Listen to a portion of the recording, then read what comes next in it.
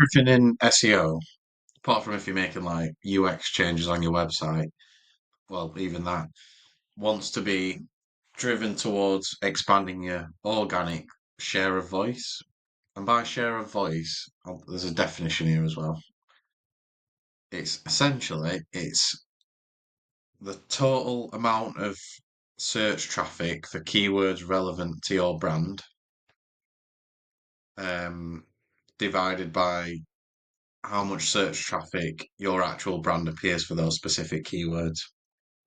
So if you're like a t-shirt company and read all the different t-shirt variations which are relevant to what you provide, the search volume adds up to 1 million searches a month, and you're getting 50,000 of those searches from like variations of that, like red t-shirts, blue t-shirts, premium t-shirts, then then that's your share of voice. You get 50,000 out of that million. So as an SEO, you're looking to increase that 50,000 metric. So that percentage of the market, you're always looking to increase. As long as it's relevant keywords and topics, that's what you want to increase. And this goes for any business, essentially SaaS, e-commerce, therapy business, which I'm talking about now. So any service business. So that just gives you a bit of an idea into the thinking behind this strategy. So I got a client about, I think it was only 4 months ago. We just started to see traction. Um, well, we saw traction fairly quickly, and impressions and clicks, and a few inquiries coming for the keywords that they were already ranking for. Improved a few of those, but then I started to go down, really drill down, and increase the organic share of voice. So I'll show you the website. So it's a therapy company based in Manhattan.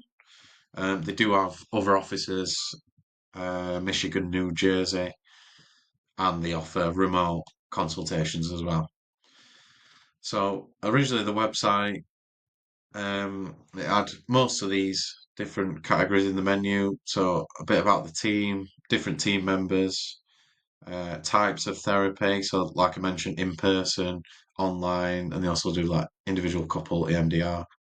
It didn't have this section of the website.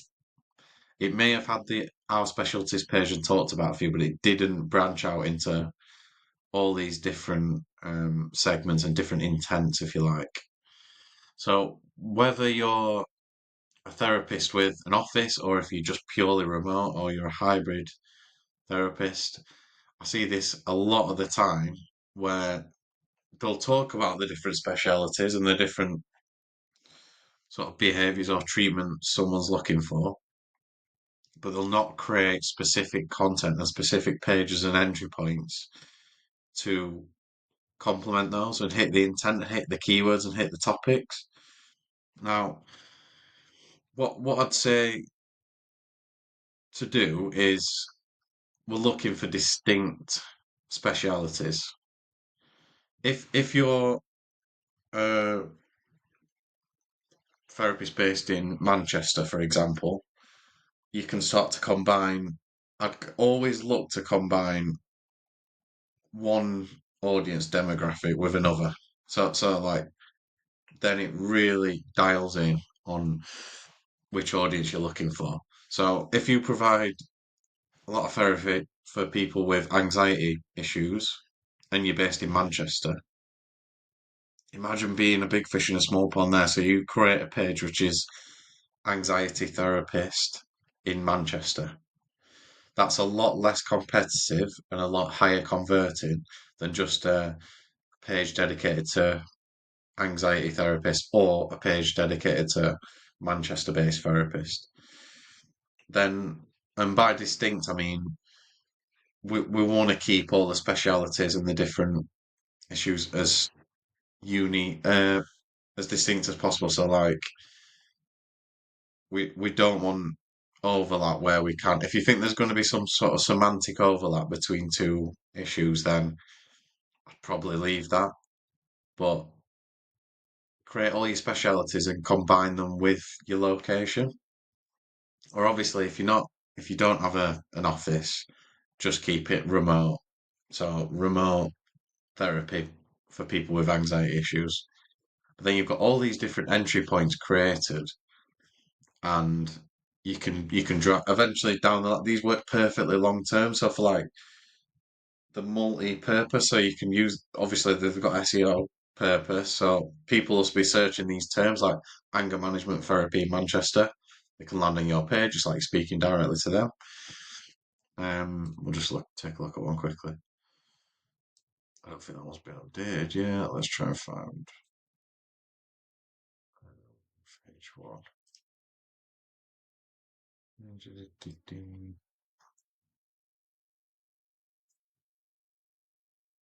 Let's have a look. Right, so the meta titles have been optimized, but the H1s, they're due to be optimized this week actually. So on this page, the meta title for this page is Trauma and PTSD Therapy in Manhattan. So can you imagine the pool of people actually searching for that? It's a lot smaller than trauma and PTSD therapy or Manhattan therapy. And the chances of you ranking in the top three and hitting that search intent is increased massively. And then you're increasing your share of voice. I've said that there are some websites where they're that strong that the homepage and the Manhattan therapy page, for example, would be ranking for all these different terms anyway.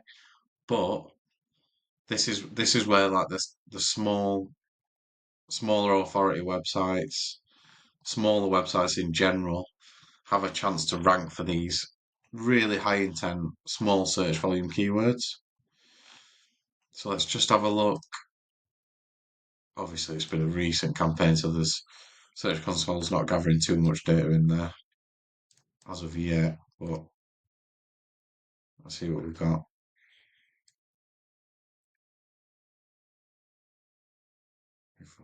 Newish pages.